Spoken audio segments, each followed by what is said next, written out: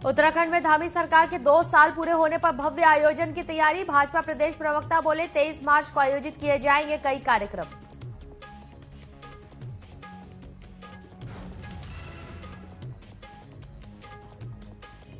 Garhwal Lok Sabha seat से भाजपा प्रत्याशी अनिल बलूनी ने रुद्रप्रयाग में किया रोड शो। विकसित उत्तराखंड बनाने की कही मांग।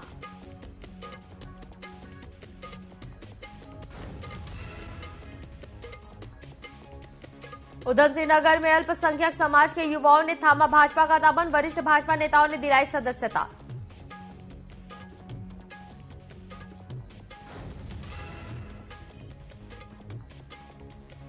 उत्तराखंड हाईकोर्ट में मानवीय वन जीव संघर्ष मामले पर सुनवाई। सरकार को दिए 2 माह के भीतर राजाजी कंजर्वेशन प्लान तैयार करने के निर्देश।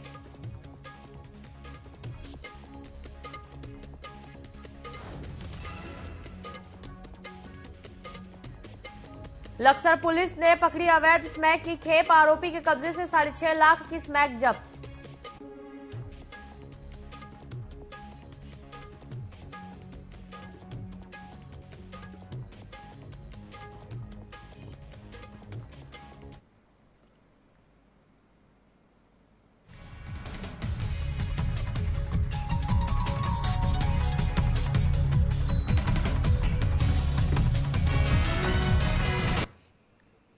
नमस्कार, न्यूज अपडेट में आपका स्वागत है। मैं हूं आपके साथ सिमरन मिश्रा। बढ़ते हैं खबरों की ओर। तो आगामी 23 मार्च को बीजेपी प्रदेश सरकार के 2 वर्ष का कार्यकाल पूरा हो जाएगा, जिसके उपलक्ष्य में पूरे उत्तराखंड में कई कार्यक्रम आयोजित किए जाएंगे, जिसको लेकर भाजपा प्रदेश प्रवक्ता सुरेश जोशी ने बताया कि सभी जिला मुख्यालय पर कार्यक्रम आयोजित किए जाएंगे। साथ ही सभी जिला मुख्यालय में भी लोकसभा चुनाव को लेकर मीडिया सेंटर स्थापित किए जाएंगे, जिसके लिए पार्टी के प्रदेश प्रवक्ता को भी जिम्मेदारी दी गई है। वहीं सुरेश जोशी ने बताया कि लोकसभा चुनाव में हर बूथ और हर विधानसभा को एक्सीलेंट वोटों के साथ जीतना बीजेपी का लक्ष्य है।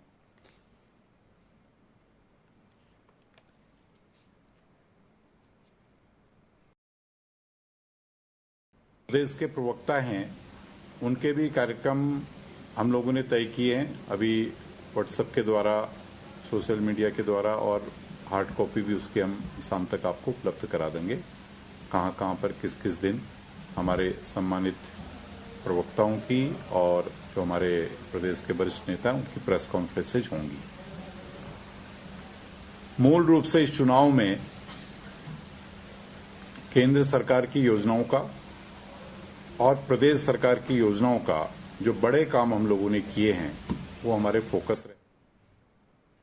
उत्तराखंड क्रांति दल ने 4 लोकसभा सीटों पर अपने प्रत्याशी चुनावी मैदान में उतारे हैं, लेकिन टिहरी लोकसभा सीट पर दल ने निर्दलीय प्रत्याशी के तौर पर चुनाव लड़े रहे उत्तराखंड बेरोजगार संघ के अध्यक्ष बॉबी पवार को अपना समर्थन दिया है। यूकेडी के केंद्रीय अध्यक्ष पूरन सिंह कठैत का कहना है कि बॉबी पवार जन सरकारों से जुड़े मुद्दे और बेरोजगारी की आवाज उठाते आ रहे हैं। भर्ती घोटाले के आंदोलन में उन्होंने अपनी अहम भूमिका निभाई है। वहीं बॉबी पवार का कहना है कि यूकेडी की ओर से दिए गए समर्थन पर हम पूरी तरह से खरा उतरेंगे। मैं ये विश्वास दिलाता हूँ, जिस प्रकार से क्षेत्रीय दल होने के नाते सबसे पहले आप सभी ने बॉबी पवार को समर्थन किया है, तो मैं ये जरूर विश्वास दिलाता हूँ कि आपके द्वारा किए गए इस समर्थन पर हम जरूर खरे उतरेंगे। और आप सभी के जो कार्यकर्ता हैं, हम सभी के जो कार्यकर्ता हैं, वो जरूर मिलकर इस टिहरी में जरूर अपना संघर्ष करके जरूर परचम लहराने में कामयाब होंगे। लोकसभा चुनाव को लेकर निर्वाचन आयोग लगातार मतदाताओं को जागरूक करने में लगा हुआ है, जिसके लिए निर्वाचन आयोग अलग अलग कार्यक्रम आयोजित कर रहा है, ताकि इन कार्यक्रमों के माध्यम से मतदाताओं को वोट डालने के लिए प्रेरित किया जा सके। इसके साथ ही इस बार लोकसभा चुनाव में 75% से ज्यादा वोट का लक्ष्य रखा गया है। आपको बता दें कि उत्तराखंड में करीब 83 लाख मतदाता हैं।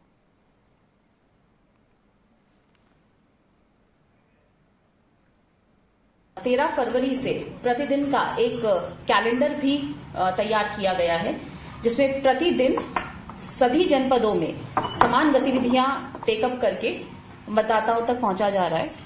और इन गतिविधियों में कितने लोगों ने प्रतिभाग किया, इसका भी ब्यौरा हम आपको बता देंगे। तो जैसा कि हमने बताया कि अलग अलग टाइप की एक्टिविटीज हम कर रहे हैं। कल्चरल एक्टिविटीज की अगर बात करें, जैसे कि हमारी मेहंदी प्रतियोगिताएं हैं, रंगोली है और स्लोगन राइटिंग, इन सब में अब तक 16,000। जनपद उधम सिंह नगर में 3 दर्जन मुस्लिम समाज के युवाओं ने बुधवार को भाजपा चुनाव कार्यालय में भाजपा की सदस्यता ग्रहण की। वरिष्ठ भाजपा नेताओं ने उन्हें गमछा और टोपी पहनाकर सम्मानित किया। इस दौरान सभी कार्यकर्ताओं ने पार्टी को मजबूत करने और लोकसभा चुनाव में भाजपा प्रत्याशी अजय भट्ट को रिकॉर्ड तोड़ मतों से जिताने का संकल्प लिया है। माननीय मुख्यमंत्री के द्वारा प्रदेश स्तर पे जो विकास की गंगा बहाई गई है, उससे प्रभावित होकर के ही हमारे इस क्षेत्र के तमाम जनता भारतीय जनता पार्टी से जुड़ रही है। ये उसी का परिणाम है और हमारा ये लक्ष्य है कि जैसे मोदी जी पूरे देश से कांग्रेस मुक्त का नारा देते हैं, हमने ये नारे को दृढ़ रूप से निश्चित रूप से इसको पूरा करने का प्रयास कर रहे हैं और खटीमा से हम कांग्रेस मुक्त करने की पूरी कोशिश करेंगे। इसमें हमारे साथ अल्पसंख्यक मोर्चे के तमाम लोग जुड़ रहे हैं और ये हमारी एक सफलता की एक शुरुआत है। हमारे माननीय ओजस्वी और प्रदेश के यशस्वी मुख्यमंत्री पुष्कर सिंह धामी जी जो जन कल्याणकारी योजनाएं लेकर के आए हैं प्रदेश के अंदर भी, तो एक उत्साह है, एक उमंग है अल्पसंख्यक समुदाय के अंदर और हर कोई जो है मोदी जी से और धामी जी से जुड़ने का इच्छुक है पूर्ण रूप से। जिस तरह की योजनाएं हैं वो ऐसी योजनाएं हैं जो अंतिम छोर में बैठा हुआ व्यक्ति जिसके पास आज तक विकास नहीं पहुंच पाता था अन्य सरकारों के द्वारा, उसको लेकर के कितने गंभीर हैं मोदी जी और धामी जी, तो उसको जो है वहां तक पहुंचाने का प्रयास कर रहे हैं। उत्तराखंड की 5 लोकसभा सीटों पर भाजपा ने प्रत्याशियों की घोषणा कर दी है। वहीं दूसरी ओर कांग्रेस अभी तक अपनी 2 लोकसभा सीटों पर प्रत्याशी घोषित नहीं कर पाई है, जिसको लेकर प्रदेश मीडिया प्रभारी मनवीर सिंह चौहान ने कांग्रेस पर तंज कसते हुए कहा कि पिछले 70 सालों से कांग्रेस ने आम जनता को ठगने का काम किया है। कांग्रेस का इतिहास रहा है कि वह सिर्फ खोखली बातें और झूठे वादे करती है।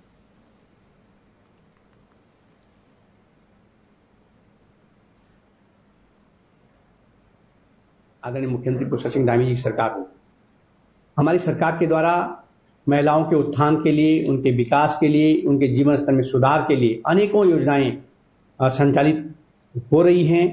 लेकिन कांग्रेस हमेशा खोखली बातें उनका इतिहास रहा है और वो नारा तो जरूर देते हैं कि लड़की है लड़ सकती है, गरीबी हटाओ, लेकिन हकीकत में वो उस समाज के लिए कुछ भी नहीं करते हैं। और चाहे हम चुनाव की दृष्टि से देखें, गढ़वाल लोकसभा सीट से कांग्रेस प्रत्याशी गणेश गोदियाल को इनकम टैक्स और ईडी के समन मिला है, जिसे लेकर भाजपा प्रदेश अध्यक्ष ने जवाब दिया कि गणेश गोदियाल बेवजह भाजपा पर आरोप लगा रही है।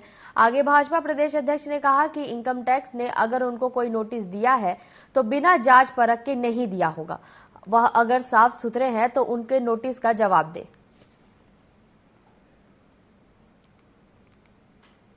उनको अपनी सारी इनकम का ब्यौरा तो अब नामांकन में देना ही है, क्यों घबरा रहे हैं। इनकम टैक्स भी गलत व्यक्ति पर कभी ना हाथ डालती ना हाथ डालेगी। उनको अपना पक्ष इनकम टैक्स का आगे रखना चाहिए, इसे राजनीतिक इशू बनाने की अवस्था नहीं है। इनकम टैक्स के जो मानक हैं वो सब लोग अपने हिसाब से फॉलो करते हैं। अब चोर की दाढ़ी में तिनका, उसको उत्तर में क्या दे सकता हूँ। उत्तराखंड में पहले चरण में चुनाव होने जा रहे हैं, जिसको लेकर तमाम पार्टियों ने तैयारियां शुरू कर दी है। भाजपा ने प्रधानमंत्री सहित बड़े केंद्रीय नेताओं के उत्तराखंड दौरे को लेकर तैयारियां शुरू कर दी है। भाजपा प्रदेश अध्यक्ष महेंद्र भट्ट ने बताया कि पार्टी इस बार कोई कसर नहीं छोड़ना चाहती। इसे लेकर पार्टी ने प्रधानमंत्री सहित कई बड़े नेताओं के उत्तराखंड दौरे को लेकर तैयारियां शुरू कर दी है।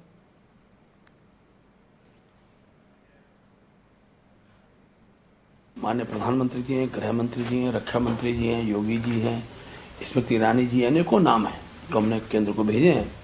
निश्चित रूप से 1-2 दिन के अंदर उसका जो हमारे स्टाफ प्रचार सूची है वो केंद्र द्वारा जारी कर दी जाएगी।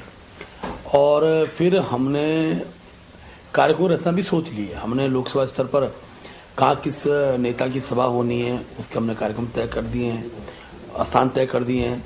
जैसे हमको नेताओं के कार्यक्रम प्राप्त होंगे, उन कार्यक्रमों के आधार पर उसकी रचना को और व्यापक स्वरूप हम देने वाले हैं। लोकसभा चुनाव की घोषणा के बाद अब सभी राजनीतिक दल अलर्ट मोड पर आ गए हैं। वहीं अब उत्तराखंड की क्षेत्रीय पार्टी उत्तराखंड क्रांति दल भी चुनावी दल में कूद गया है। उत्तराखंड क्रांति दल ने लोकसभा की 4 सीटों पर अपने प्रत्याशी घोषित कर दिए हैं। पार्टी ने पौड़ी गढ़वाल से आशुतोष नेगी को प्रत्याशी बनाया है। वहीं हरिद्वार से मोहन सिंह असवाल, नैनीताल से शिव अहरलिंग और अल्मोड़ा से अर्जुन कुमार देव को प्रत्याशी बनाया गया है।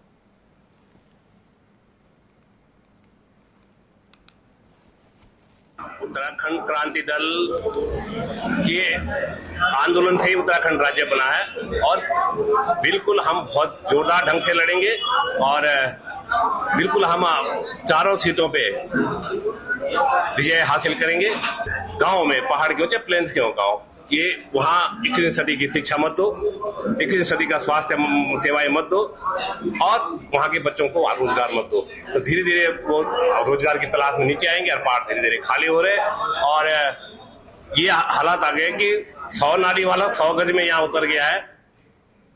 वक्त चला एक छोटे से ब्रेक का। ब्रेक के बाद जल्दी लौटेंगे।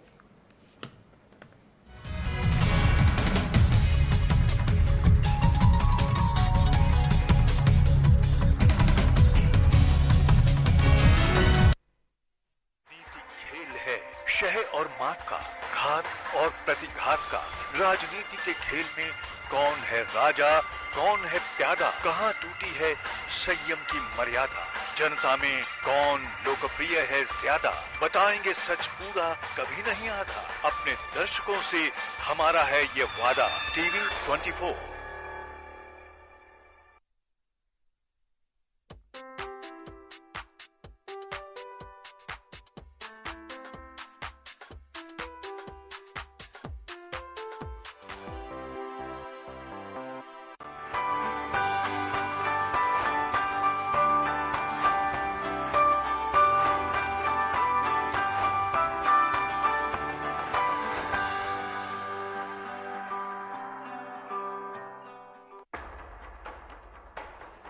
देश के धुरंधरों से बेबाक बातचीत, आपके सवालों का हम मांगेंगे जवाब। तीखे सवालों की जानिए हकीकत, सवाल सियासत के, सवाल समाज के, सवाल मुद्दों के। सच जो आप जानना चाहते हैं, हम लाएंगे दिग्गजों का सच सामने। बिना पर्दा, बेझिझक, बेबाक, सवालों का तूफान, जवाबों का सैलाब। देखते रहिए चैनल हेड मोहित साहू के साथ सीधी बात माननीय के साथ, हर रविवार शाम 7 बजे सिर्फ टीवी 24 पर।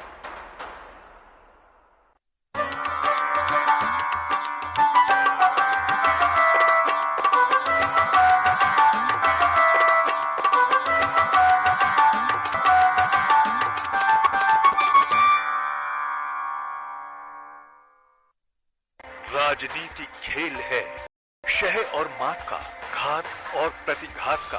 राजनीति के खेल में कौन है राजा, कौन है प्यादा, कहाँ टूटी है संयम की मर्यादा। जनता में कौन लोकप्रिय है ज्यादा, बताएंगे सच पूरा कभी नहीं आधा। अपने दर्शकों से हमारा है ये वादा। टीवी 24।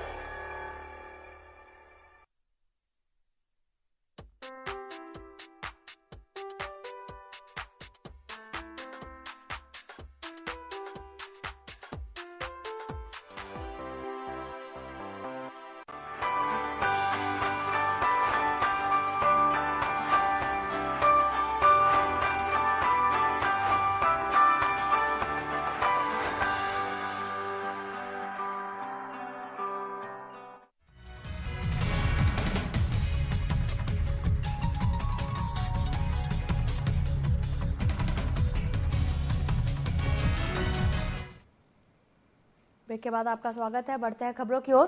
तो लोकसभा चुनाव नजदीक है, ऐसे में लगातार मतदान के लिए मतदाताओं को जागरूक करने के लिए प्रशासन पूरी कोशिश कर रहा है।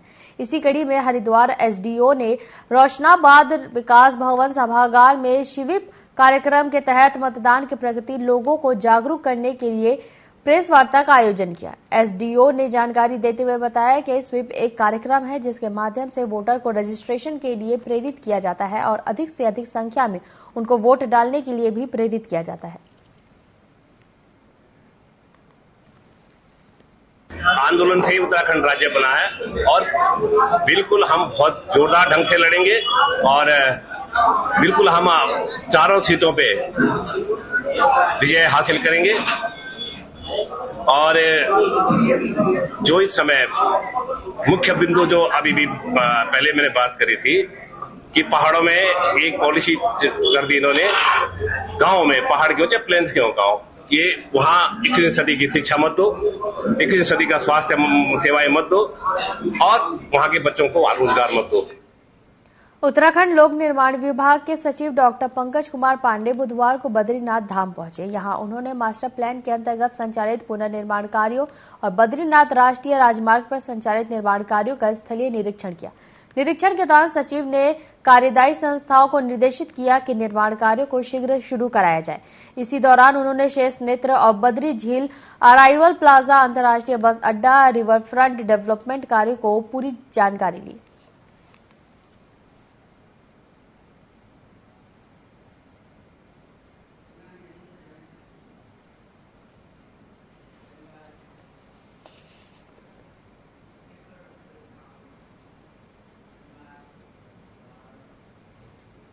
पौड़ी के नवनियुक्त एसएसपी लोकेश्वर सिंह ने पुलिस लाइन में अपनी पहली क्राइम बैठक ली। इस दौरान उन्होंने लोकसभा चुनाव के मद्देनजर अपने अधीनस्थ अधिकारियों और पुलिस के जवानों को आवश्यक दिशा निर्देश दिए।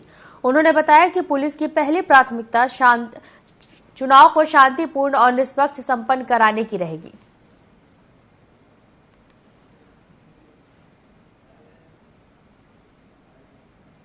सबसे पहले जो प्राथमिकता है वो लोकसभा इलेक्शन को बिना किसी कॉन्स्पिरेसी के, बिना किसी लॉ एंड ऑर्डर के स्मूथली इलेक्शन करवाना एक प्रायोरिटी है। उसके उपरांत जिले में जो लॉ एंड ऑर्डर सिचुएशंस हैं और जो अपराध की गतिविधियां बढ़ रही हैं उनको भी हम लोग कंटेन करेंगे।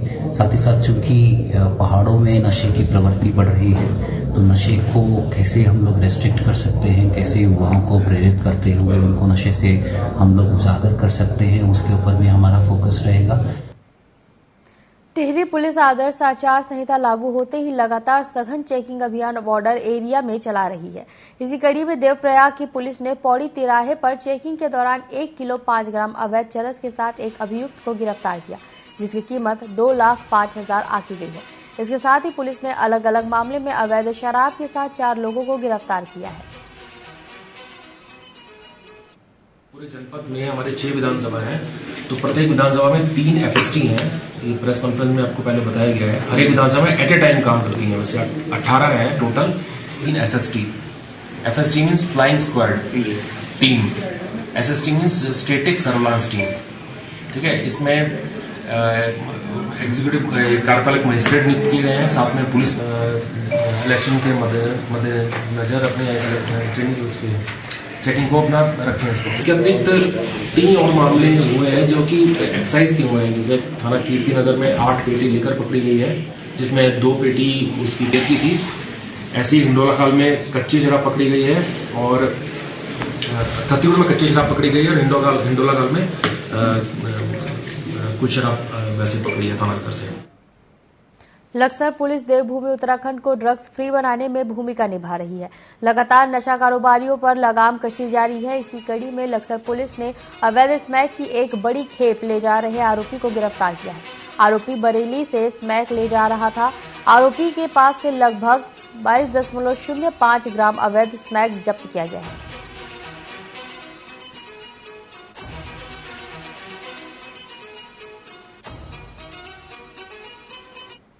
हमारे माननीय मुख्यमंत्री का ड्रग्स फ्री देवभूमि 2025 अभियान चल रहा है और इस पे हम लोग अग्रसर कार्रवाई कर रहे हैं। इसी उसमें हम लोगों ने कोतवाली लक्सर में हमारे यहाँ पे एक अभियोग पंजीकृत हुआ है, जिसमें हमने एक ड्रग्स के तस्कर को पकड़ा है। इससे हमें लगभग 22 ग्राम स्मैक बरामदगी हुई है। इसमें इसका नाम अरबाज पुत्र इरसान है, जो कि बरेली का रहने वाला है। ये स्मैक बरेली से ही लाया था तथा इस क्षेत्र में इसकी तस्कर करने में था। तो इसकी लगभग वैल्यू हमारी 6.5 लाख रुपए है, जो कि अभी इसकी मार्केट वैल्यू। लोकसभा चुनाव के लिए कई स्तरों पर तैयारियां चल रही है। हरिद्वार में चुनाव ड्यूटी के लिए परिवहन विभाग वाहनों का अधिग्रहण करने में जुटा हुआ है। ऋषिकुल ग्राउंड में परिवहन विभाग के अधिकारी निजी ट्रैवल एजेंसी से टैक्सी की गाड़ी और अन्य सरकारी विभागों में लगी हुई गाड़ियों का अधिग्रहण कर रहे हैं। आरटीओ प्रवर्तन के मुताबिक 1,500 गाड़ियों का अधिग्रहण किया जाना है। अभी तक आधे से ज्यादा काम किया जा चुका है। देखिए, इस बार के लोकसभा चुनाव के लिए हमसे कुल लगभग 1200 से 1500 के आसपास गाड़ियां मांगी गई हैं। तो अभी तक हमने 1100 गाड़ियां अधिग्रहण कर ली हैं और 300 से ज्यादा गाड़ियां डिस्ट्रीब्यूट कर दी हैं और ये रूटीन प्रोसेस है, अभी चलता रहेगा कुछ समय तक। की गाड़ियां टैक्सी, मैक्सी, बस, भार वाहन सभी प्रकार की गाड़ियों का हम अधिग्रहण कर रहे हैं। इनमें प्राइवेट गाड़ियां भी शामिल हैं और प्राइवेट जो ट्रांसपोर्टर है उनकी गाड़ियां भी हैं, स्कूल बसेस भी हैं और सरकारी वाहन। कई धर्म संसद के आयोजकों में शामिल रहे स्वामी यति नरसिंहानंद ने एक और धर्म संसद का ऐलान कर दिया है। हरिद्वार के सर्वानंद घाट पर मीडिया से बात करते हुए उन्होंने कहा कि दिसंबर महीने में गाजियाबाद स्थित डासना पीठ पर धर्म संसद आयोजित की जाएगी। आपको बता दें कि सहारनपुर स्थित दाउल उलूम द्वारा गजवाए हिंद को लेकर फतवा जारी किए जाने से नरसिंहानंद नाराज है और उन्होंने चारों पीठों के शंकराचार्य को पत्र लिखकर धर्म संसद में शामिल होने के लिए आमंत्रित किया है।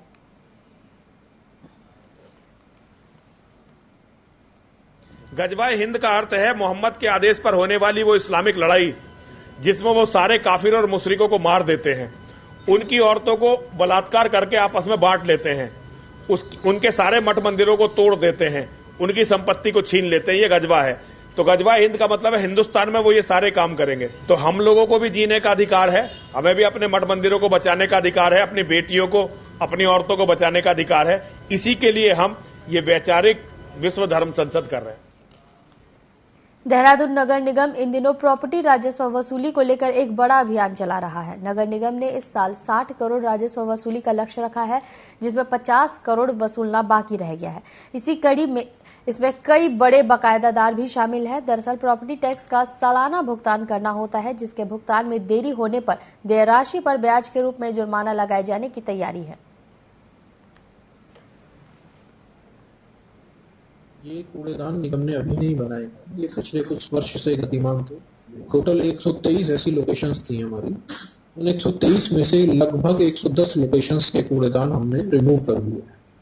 हमारे स्वास्थ्य विभाग में 110 कूड़ेदान जो सीपी जीपी होते हैं, उनको हम डंपर से ले जाकर जाते हैं या अलग वे में लेकर जाते हैं, उनको 110 लोकेशन से हमने रिमूव कर दिए। लगभग 10 से 15 लोकेशंस अभी भी बची हुई हैं, उनको भी हम फेस्ड मैनर में रिमूव कर रहे हैं। उत्तराखंड हाई कोर्ट ने मानव वन्यजीव संघर्ष को लेकर दायर जनहित याचिका पर सुनवाई की। सुनवाई करते हुए कोर्ट की खंडपीठ ने राज्य सरकार से 2 माह के भीतर राजाजी कंजर्वेशन प्लान तैयार करने के निर्देश दिए हैं। साथ ही सरकार को निर्देश दिए हैं कि राजस्थान, उत्तर प्रदेश, तमिलनाडु के नेशनल पार्कों से अच्छे प्लान बनाकर उत्तराखंड के लिए बेहतर टाइगर कंजर्वेशन तैयार करें, ताकि मानव वन्यजीव संघर्ष को रोका जा सके। मामले की सुनवाई के लिए कोर्ट ने मई माह की तिथि तय की है। आपको बता दें कि देहरादून के रहने वाले अनुपंत ने जनहित याचिका दायर की थी। याचिका रुद्रपुर शहर में अतिक्रमण को लेकर थी, जिसमें ऑनरेबल कोर्ट ने ऑब्जर्व किया कि अतिक्रमण का मामला सीरियस है और राज्य सरकार को पूरे राज्य की समस्या इसको माना एक्चुअली कोर्ट ने, और राज्य सरकार को निर्देशित किया कि हर जिले में एक अतिक्रमण शिकायत ऐप तैयार किया जाए, जिस पर कोई भी जनसामान्य नागरिक एप्लीकेशन उस ऐप में अपनी शिकायत दर्ज करेगा अतिक्रमण के मामले में, और राज्य सरकार अतिशीघ्र इस चीज को मामले को कंसिडर करेगा और अतिक्रमण के मामले में निर्णय लेगा। बड़ी गढ़वाल निवासी अनुपंत द्वारा यह जनहित याचिका पिछले वर्ष दाखिल की गई थी, जिसमें इस बात का संज्ञान माननीय उच्च न्यायालय के संज्ञान में लाया गया था कि मानव वन्यजीव संघर्ष का एक ज्वलंत मुद्दा उत्तराखंड में आज की डेट में गुलदार के हमले, टाइगर के हमले, लेपर्ड अटैक और बेयर अटैक, हाथी का अटैक, ये सब चीजें होते रहते हैं। तो इसकी रोकथाम के लिए माननीय उच्च न्यायालय ने पूर्व में 17 अगस्त 2023 के अपने आदेश में तत्कालीन प्रमुख सचिव वन, जो आज भी प्रमुख सचिव वन है, आर.के. सुधांशु साहब, उनको तलब किया था और ये आदेश दिया था कि राजाजी टाइगर रिजर्व का टाइगर कंजर्वेशन प्लान बने, एलिफेंट कॉरिडोर्स जो आइडेंटिफाइड है उन्हें संरक्षित किया जाए, और इस पर सरकार से एक शपथ पत्र मांगा गया था। उत्तराखंड के नैनीताल में फाग महोत्सव की धूम मची हुई है, तो वहीं बुधवार को नैना देवी मंदिर प्रांगण में कुमाऊनी खड़ी होली का आयोजन किया गया। ढोल की थाप पर होलियार रंगों के इस पर्व पर रंगे नजर आ रहे हैं। देश भर में खेली जाने वाली होली से कई मायनों में अलग ये होली शिवरात्रि के बाद चीर बंधन के साथ शुरू होती है, जो छलरी तक चलती है।